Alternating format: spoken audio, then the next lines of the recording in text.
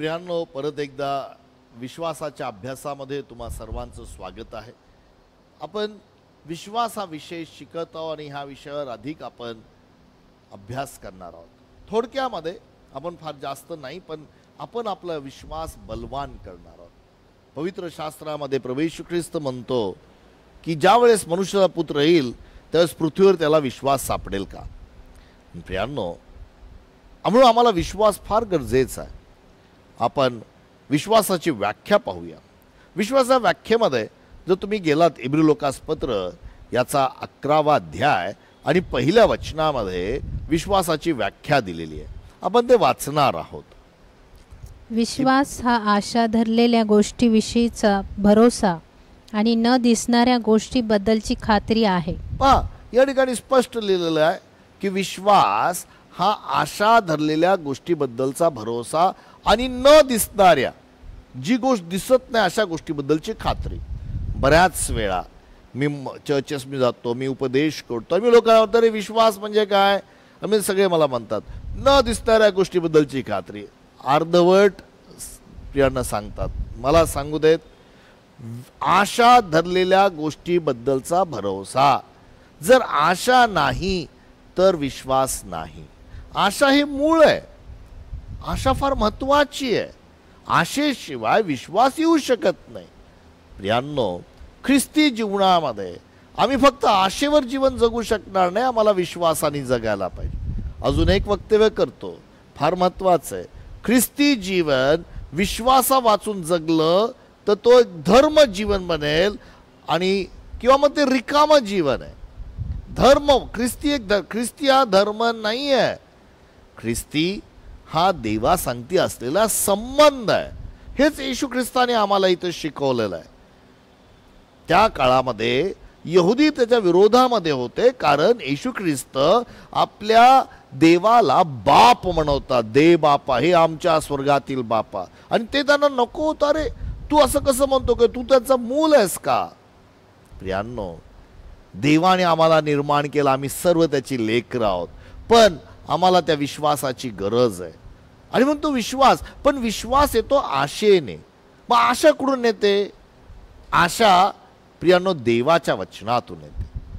मी तुम्हाला काही गोष्टी वाचून दाखवायची। तुम्हाला वाटतं आपण रोमकरासपत्र याचा 4था अध्याय आणि 17 पासून 18 वचनामध्ये ते असलं पाहिजे। रोमकरासपत्र याचा 4था अध्याय, आपण 17 पण वाचूया ना, 18 दोन्ही वचन वाचूया। ओके, 4:17 ना। मी तुला पुष्कळ राष्ट्रांचा बाप केले आहे, असे अब्रामाविषयी शास्त्रात जे लिहिलेले आहे त्याप्रमाणे तो आपल्या सर्वांचा बाप आहे। ज्या देवावर त्याने विश्वास ठेवला, जो देव मेलेल्यांना जिवंत करतो व जे अस्तित्वात नाही त्याला ते असल्यासारखी आज्ञा करतो, त्याच्या दृष्टीने तो असा आहे। 18 वचन, अशी तुझी संतती होईल। या वचनाप्रमाणे त्यांनी बहुत राष्ट्रांचा बाप व्हावे, म्हणून आशेला जागा नसताही त्याने आशेने विश्वास ठेवला। फार महत्त्वाची गोष्ट पहा, तुम्ही ह्या ठिकाणी काय म्हटलेलं आहे, आशेला जागा नसताना त्याने आशेने विश्वास ठेवला। तुम्ही आशा काढू शकत नाही। आशा फार महत्त्वाची आहे। आशा म्हणजे काय? आशा म्हणजे अपेक्षा। आशा कुठून येते?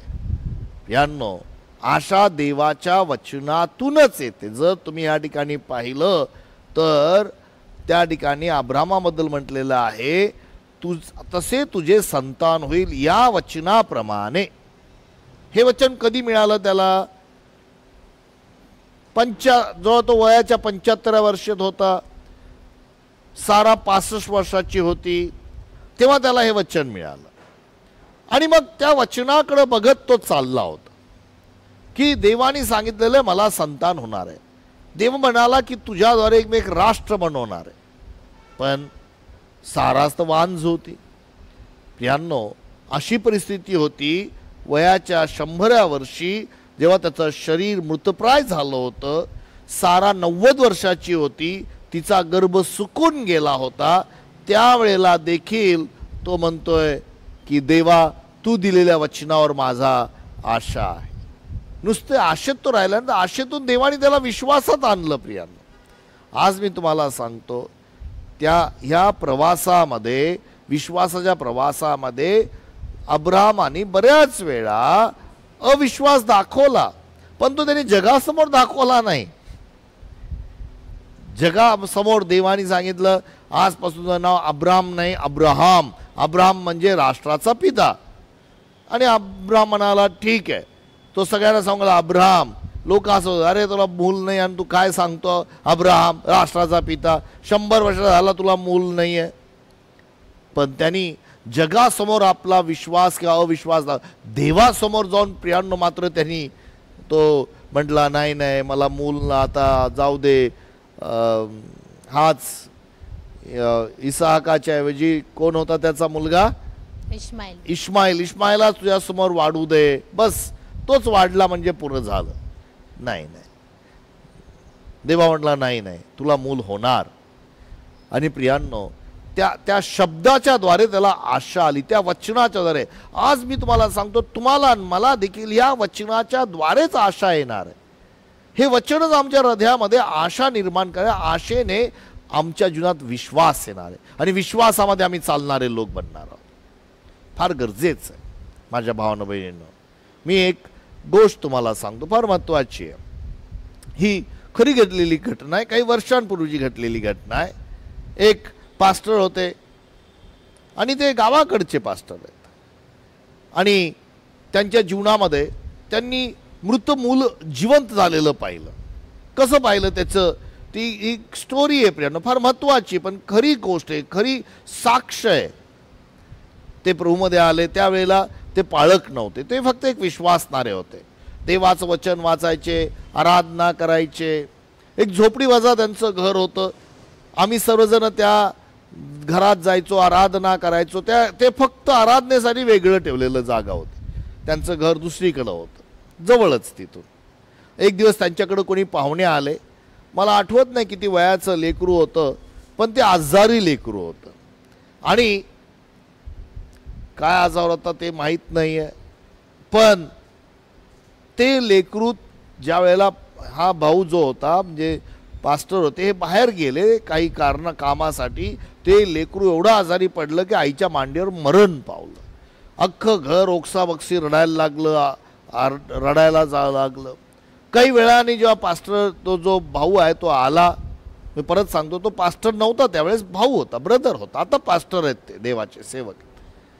आणि मग त्यांनी ते पाहिलं आणि त्याला तो घाबरून गेला. त्यांनी त्याला उचललं बाळाला त्या आईच्या मांडीवरून आणि ज्या प्रार्थनेची जी झोपडी होती त्या प्रार्थनेच्या झोपडीत नेऊन ठेवलं.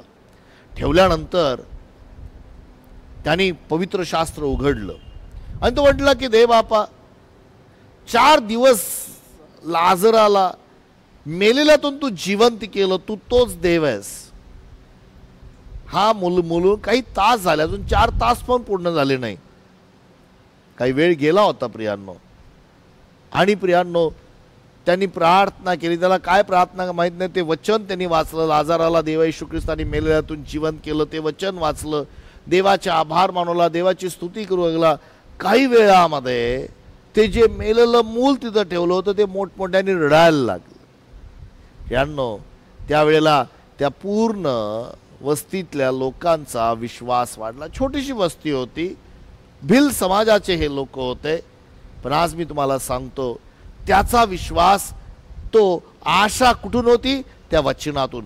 तुम्हाला मला देखील त्या वचनातूनच आशा मिळणार आहे, दुसरीकडून आशा मिळत नाही प्रियांनो. आशा वचनातून येते, पण ती वचनातली आलेली आशा तुमच्या हृदयात तुम्ही स्वीकारायला पाहिजे. कारण देईपर्यंत जेव्हा तुम्ही वचन वाचता तुमच्या हृदयामध्ये आशा, कुठली परिस्थिती असू दे त्यामध्ये आशा निर्माण होते. आणि म्हणून ह्या ठिकाणी आम्हाला व्याख्या पाहायला मिळते. काय व्याख्या आहे? विश्वास हा आशा धरलेल्या गोष्टीबद्दलचा भरोसा. लक्षात ठेवा, आशा टाळू शकत नाही.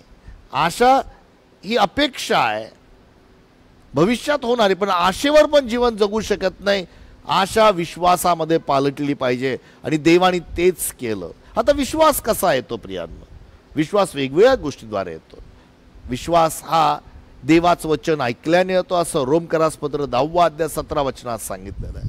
पण फक्त वचन ऐकल्यानेच येत नाही. विश्वास हा प्रियांनो साक्ष ऐकल्याने देखील येतो. ज्या वेळेला तुम्ही योहानाचं 4 अध्यायामध्ये ते शमरोनी स्त्रीची गोष्ट तुम्ही वाचाल तर त्या ठिकाणी तिच्या जीवनात जे प्रभू बोलला ते जाऊन त्या अख्ख्या शमरोन गावाला तिने सांगितलं. आणि जेव्हा तिने सांगितलं तिथल्या लोकांनी तिच्या शब्दावर विश्वास ठेवला आणि ते सगळे येशूला भेटायला आले. हो प्रियांनो, साक्षीच्या द्वारे लोक येशूकडे येतात आणि म्हणून साक्ष सांगणं साक्ष विश्वास येतो. आणि मग ते येशूकडे आले, येशूचे शब्द ऐकले आणि ते म्हटले, बाई तुझ्या शब्दावर आम्ही विश्वास ठेवला, पण आता आम्हाला खात्री आहे हा जगाचा तारणारा आहे येशू ख्रिस्त. येशूचा अनुभव त्यांनी घेतला आणि मग येशूला ते विनंती केले की 2 दिवस आमच्याकडे राहा वगैरे वगैरे. आम्ही पाहतो ती गोष्ट, त्याद्वारे विश्वास. अजून एक विश्वास येतो प्रियांनो. जर तुम्ही रोमकरास नाही इब्री लोकास पत्राचा 12वा अध्याय गेला तर त्या ठिकाणी असं म्हटलेलं आहे, येशू ख्रिस्त हा विश्वासाचा उत्पादक आणि पूर्ण करणारा आहे. त्या येशूकडे पाहत राहायचं. जेव्हा तुम्ही येशूकडे पाहता, जेव्हा वचनामध्ये तुम्हाला येशू दिसतो आणि त्या येशूकडे तुम्ही पाहता, तुमच्या हृदयामध्ये विश्वास निर्माण होतो. प्रियानो, येशू या जगामध्ये लोकांच्या जीवनात विश्वासच घेऊन आलेला आहे आणि विश्वासाने चालणं हे गरजेचं आहे, विश्वासाने बोलणं हे गरजेचं आहे. आणि ही गोष्ट आम्हाला देवाच्या वचनामध्ये पाहायला मिळते. यांनो, पवित्र शास्त्र एकदा आम्हाला नव्या करारामध्ये विशेष करून येशूच्या जीवनातली एक घटना, शिष्यां जीवनातली घटना आहे. आपण वाचूया मार्काचं शुभवर्तमान याचा 9वा अध्याय आणि 23वा वचन. मार्कुस शुभवर्तमान याचा 9वा अध्याय आणि 23वा वचन वाचून ऐकू आपण. येशू त्याला म्हणाला, शक्य असेल तर असे कसे म्हणतोस? विश्वास बाळगणाऱ्याला सर्व काही शक्य आहे. पहा प्रियांनो, हे वचन फार अद्भुत आहे. विश्वास बाळगणाऱ्याला सर्व काही शक्य आहे. कोणाला शक्य आहे? विश्वास बाळगणाऱ्याला सर्व काही शक्य आहे. वाव! आम्हाला ही स्टोरी माहीत आहे की एक बाप आपल्या लेकराला घेऊन, तो मुलगा खूप त्रस्त झाला होता आणि बाप देखील त्रस्त झाला होता, कारण मुलाला त्रास होत होता. आपल्या लेकराला घेऊन शिष्यांकडे आला. शिष्यांना ते भूत काढता आलं नाही. हे जे भूत होतं त्याला मारण्यासाठी खूप प्रयत्न करत होतं. सैतानाचं कामच आहे नाश करणं, घात करणं. पण येशूला मी आलो जीवन देण्यासाठी. आणि मग येशूकडे येऊन तो म्हणाला, प्रभूजी तुम्हाला काही करता येत असेल तर बघा. तो म्हटला, येशू म्हटला, नाही नाही रे, विश्वास धरणाऱ्याला सर्व काही शक्य आहे. प्रियांनो, आज मी तुम्हाला सांगतो, परमेश्वराची इच्छा की तुम्ही त्या विश्वास धरणाऱ्यांपैकी असावं. विश्वास हा देवाचा स्वभाव आहे. प्रियांनो, लक्षात ठेवा, विश्वास हा परमेश्वराचा स्वभाव आहे. जर तुम्हाला ती ॲबिलिटी मिळते, देवासारखी क्षमता मिळते. प्रियांनो, विश्वास तुम्हाला देवासारखी, तुम्ही देव बनत नाही, गैरसमज करून घेऊ नका, पण देवासारखी क्षमता तुम्हाला मिळते ज्यावेळेस तुम्ही विश्वास ठेवता. देवाने तुम्हाला मला त्या स्वरूपाचं बनवलेलं आहे. सैतानाने आदाम आणि हवेच्या मनामध्ये सांगितलं तुम्ही देवासारखे नाही, आम्ही देवासारखे कोणी बनू शकत नाही, पण देवासारखी क्षमता आम्हाला प्राप्त होते. माझी इच्छा त्यात मार्कातलंच 10वा अध्यायाचं 27 वचन तुम्ही ऐकावं, कारण त्या ठिकाणी ती एक स्टोरी आहे श्रीमंत मनुष्याबद्दल. त्या गोष्टीमध्ये अशा शिष्यांना प्रश्न पडला होता की तो येशू म्हणाला, अरे श्रीमंताला देवाच्या राज्यामध्ये फार जाणं कठीण आहे, पण उंटाला सुईच्या नेड्यातून जायला सोपं आहे. अरे बापरे! मग शिष्य म्हटले कोणाचं तारण होईल? कारण शिष्यांना वाटलं जे पैशाचे लोक आहेत, ज्यांच्याकडे पैसा आहे त्यांचं तारण होणार आहे. नाही प्रियांनो, पैशाने तारण होत नाही. एक वेगळा पैसा लागतो तारणासाठी. मी थोड्या वेळात तुम्हाला सांगणार आहे, आणि तो आहे विश्वास म्हटलेला पैसा देवाच्या राज्यामध्ये. ओके, पण आपण वाचूया मार्का शुभवर्तमान 10वा अध्याय 27 वचन. येशूने त्याच्याकडं निरखून पाहून म्हटले, मनुष्यांना हे अशक्य आहे, पण देवाला नाही. देवाला सर्व काही शक्य आहे. पहा, मनुष्याला का अशक्य, देवाला सर्व शक्य आहे. विश्वास ठेवणाऱ्याला सर्व शक्य आहे. काय हो मनुष्याला अशक्य आहे? कारण मनुष्य ह्या 5 गोष्टीवर जीवन जगतो प्रियानो, 5 इंद्रियावर. स्पर्श, चव, श्रवण ऐकणं, दृष्टी आणि गंध. ह्या 5 गोष्टीवर विज्ञान पण मनुष्य ह्याच्यावर त्याला अशक्य आहे तारणाचं, पण देवाला सर्व काही शक्य आहे. आणि प्रियांनो, मार्क 9:23 मध्ये येशू त्यांना सांगतोय की विश्वास ठेवणाऱ्याला सर्व शक्य. जर दोन्ही कंपेअर केलं तर तुम्ही देवाच्या क्षमतेसारखे, तुम्ही देव बनत नाही, देवाच्या क्षमतेसारखे तुम्ही होता. आणि मग या जगामध्ये ती क्षमता मिळाल्याने देवासारख्या गोष्टी तुम्ही करू लागता. आणि हे समजणं खूप गरजेचं आहे प्रियांनो. आज देवाची क्षमता विश्वासाद्वारे देवबाप तुमच्या हृदयामध्ये देऊ इच्छितो, पण तो विश्वास घेणं महत्वाचं आहे. ख्रिस्ती जीवन विश्वासाचं जीवन आहे प्रियांनो. विश्वासापासून ढळू नका, इकडं तिकडं जाऊ नका. पवित्र शास्त्र विश्वासाबद्दल सांगत असताना आम्हाला सांगतं आमचं तारण देखील विश्वासाने झालेलं आहे.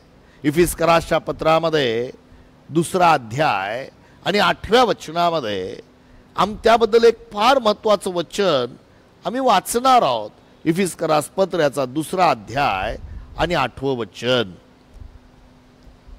कारण कृपेनेच विश्वासाच्या द्वारे तुमचे तारण झालेले आहे, आणि हे तुमच्या हातून झाले असे नाही, तर हे देवाचे दान आहे. कारण कृपेनेच. कृपा म्हणजे काय बऱ्याच लोकांना माहित नाही. कृपेनेच, जसं विश्वासाला आशा महत्वाची तसं तारणाला कृपा महत्वाची आहे. काही लोक तारणासाठी देवाकडे जातात माझ्या कर्मांनी, मी एवढे दिवस पास केले, मी एवढं शास्त्र वाचलं, मी एवढं. प्रियांनो, तारणासाठी तुमचे कर्म, तुमचे धर्म उपयोगाचे नाही आहेत. तारणासाठी कृपा महत्वाची आहे. कृपा म्हणजे योग्यता नसताना मिळालेली गोष्ट, ज्यासाठी मी योग्य नाही आहे. कृपा म्हणजे अजून एक गोष्ट आहे, तुमच्या अशक्तपणामध्ये त्याची शक्ती पूर्णतेस जाणे, त्याला कृपा म्हणतात. पण कृपेनेच विश्वासाच्या द्वारे, कृपेनेच कृपेमध्ये तुमचा प्रवास विश्वासाने होतो प्रियानो. विश्वासानेच तुमचे तारण होते. आता हा विश्वास कार्यात टाकल्यावर तुमच्या हातून तारणाचे कर्म किंवा विश्वासाचे कर्म व्हायला लागतात. पण ते तारणासाठी महत्वाचे नाहीये, तारण झाल्यानंतरचे कर्म आहेत विश्वासाचे कर्म. तुम्ही अशा गोष्टी करायला लागता ज्या विश्वासाने होतात, जे माणसाला कळत नाही रे का असा व्यक्ती करतोय. नाही, आम्ही विश्वासणारे आहोत. आता आम्ही विश्वासाने देवाला पाहतो, देवाची आराधना करतो, विश्वासाने वचन वाचतो. आम्ही देवाच्या वचनावर अशक्य गोष्टी आम्ही शक्य करायला लागतो विश्वासाने. पण म्हणून तो विश्वास महत्वाचा आहे. त्याच अध्यायामध्ये 2रा अध्यायाचं 9वं वचन काय सांगतं पहा. इफिस 2:9. कुणी अड्डेता बाळगू नये म्हणून कर्म केल्याने हे झाले नाही. कर्माने आमचं तारण होत नाही, धर्माने आमचं तारण होत नाही. कर्म धर्म नाही प्रियांनो, आमचं तारण होतं कृपेने. म्हणून 10वं वचनामध्ये एक महत्वाचं वचन, आपण सत्कृत्य करावीत म्हणून ख्रिस्त येशूच्या ठाई निर्माण केलेले असे आपण त्याची हस्तकृती आहोत. पहा, देवाने आम्हाला घडवलं आतमध्ये. ज्या दिवशी तुम्ही हा विश्वास ठेवला की येशू माझ्या पापासाठी मेला आणि मरणातून तो जिवंत झाला, त्या विश्वासाद्वारे तुमच्या हृदयामध्ये प्रियानो एक नवा मनुष्य जन्मला. आणि त्या नव्या मनुष्यावर तुम्ही प्रियानो तुमचं जीवन बदललं. आणि मग त्याच्यामध्ये एक असा विश्वास आला आणि त्या विश्वासाने तुम्ही कर्म करायला लागला. त्यासाठी देवाने तुम्हाला बनवलं. विश्वास कर्मा वाचून प्रियांनो मृत विश्वास आहे.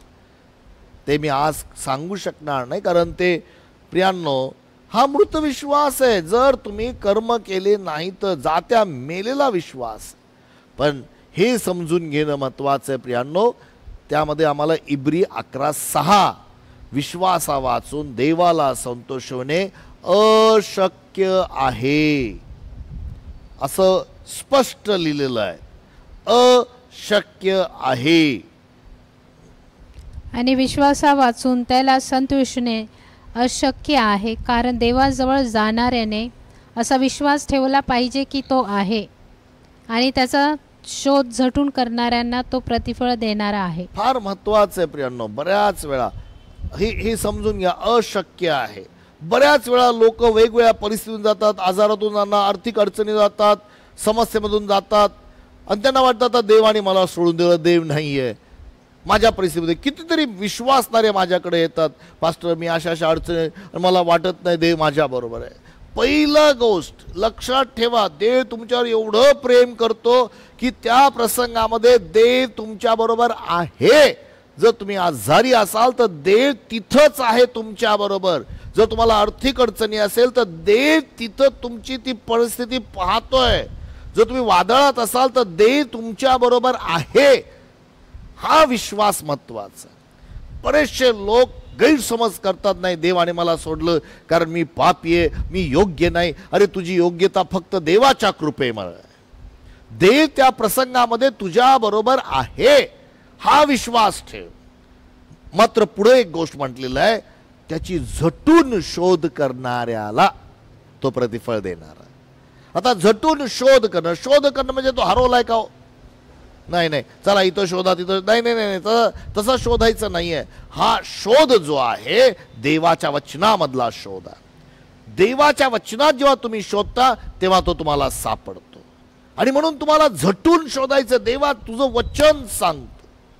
मी तुम्हाला सांगतो प्रियांनो, तुम्हाला प्रतिफळ मिळाल्याशिवाय राहणार नाही, कारण विश्वासा वाचून देवाला संतोष अशक्य आहे.